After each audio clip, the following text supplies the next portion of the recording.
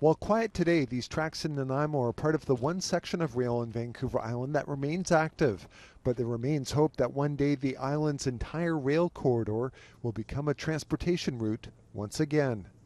The corridor also could be a fantastic way to channel urban growth in a way that is focused, in a way that is helping us use our land in a more careful way, and having a future that is for people and potentially not as much for cars. This past Wednesday, the Cowichan Valley Regional District received a more than 100-page independent report with a $600,000 price tag about the rail line's future.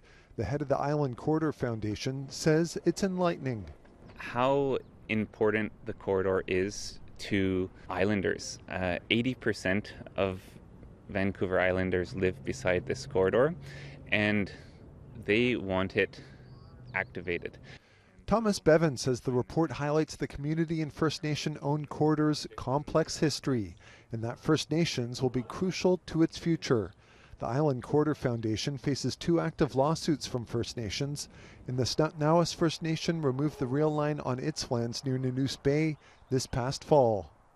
It shows that the nations must come first, and the corridor has impacted them tremendously, and it needs to be thought of on their terms for whatever the future of the corridor could be.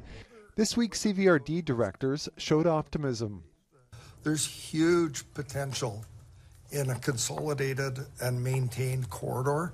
And I hope that we can move in that direction at some point. But I think this report is a great foundation, leaves us some more questions to ask.